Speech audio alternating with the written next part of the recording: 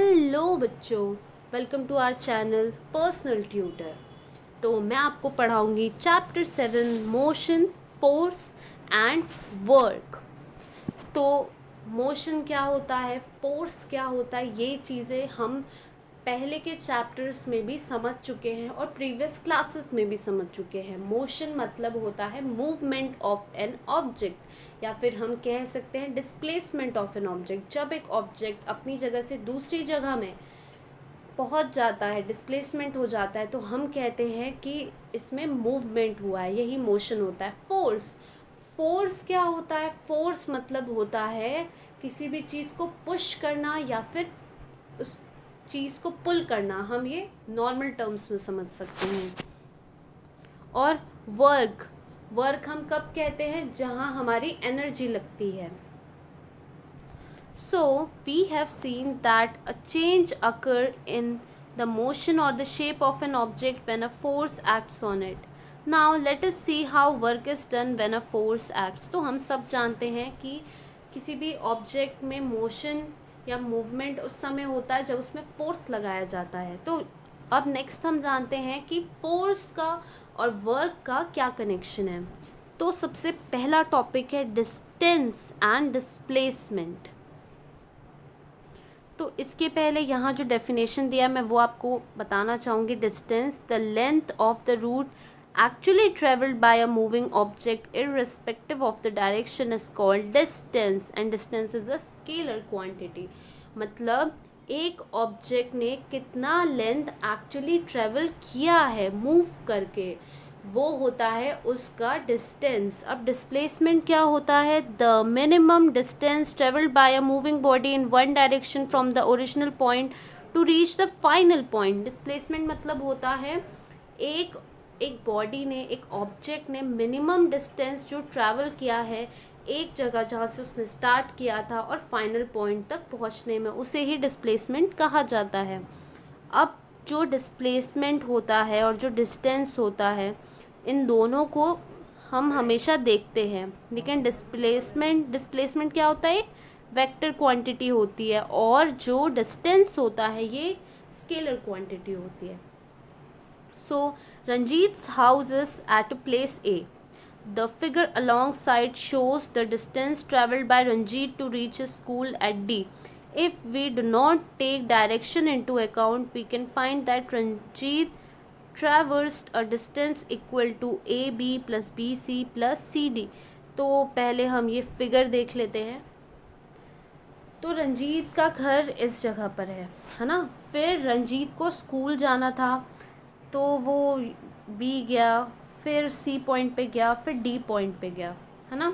अगर हम डायरेक्शन नहीं देखें तो हम देखेंगे रंजीत ने जो डिस्टेंस ट्रैवल किया, that is A B plus B C plus C D.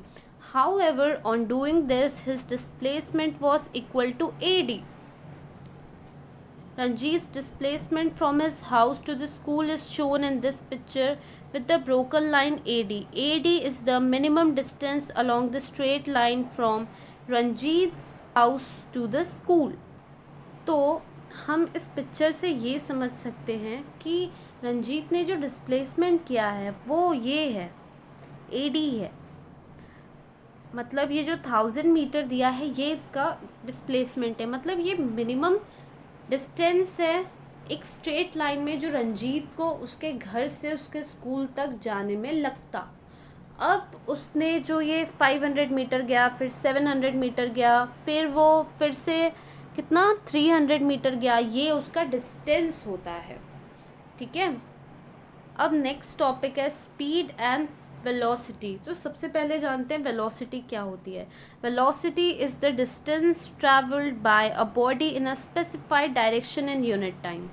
Velocity मतलब होती है कि किसी भी ऑब्जेक्ट ने, किसी भी बॉडी ने जो डिस्टेंस ट्रैवल की है एक स्पेसिफिक डायरेक्शन, आप देख लो यहाँ पे डायरेक्शन वर्ड आ गया, एक यूनिट टाइम में।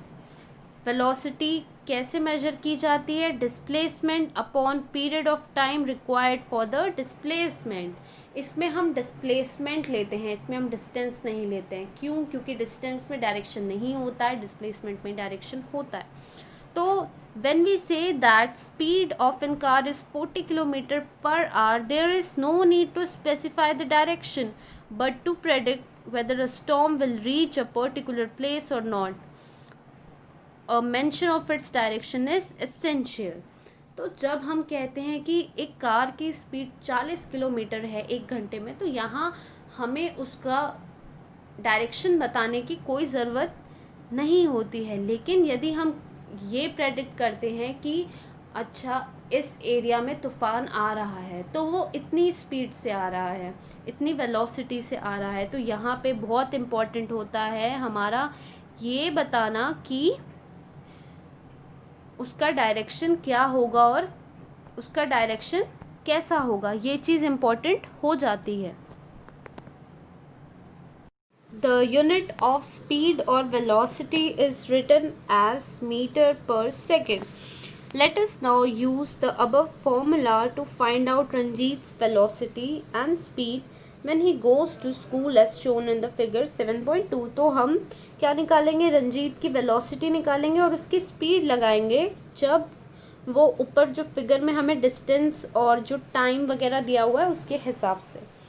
तो एक्चुअल डिस्टेंस जो ट्रैवल किया रंजीत ने घर से स्कूल तक, that was AB plus BC plus CD, that was 500 metre plus 700 metre plus 300 metre, that was 1500 metre. अब जो टोटल टाइम रंजीत को लगा घर से स्कूल जाने में वो था 8 minutes plus 11 minutes plus 6 minutes, that was 25 minute. तो सबसे पहले हम देखते हैं कि रंजीत ने का डिस्प्लेसमेंट कितना हुआ, दैट वाज 1000 मीटर्स, क्योंकि हम जो डिस्प्लेसमेंट है मिनिमम देखते हैं और एक डायरेक्शन में देखते हैं, तो वो हमारा निकला था 1000 मीटर जो हमें दिया हुआ था। फिर हम देखते हैं वेलोसिटी। वेलोसिटी का फॉर्मूला होता है डिस्प्लेसमेंट अपॉन टोटल टाइम। तो डिस्प्लेसमेंट हमारा था 1000 मीटर, टोटल टाइम था 25 मीटर, तो आंसर हमारा आया 0.66 मीटर्स। ये हमारा आंसर था। देन इसके बाद हमें देखनी थी स्पीड। तो स्पीड के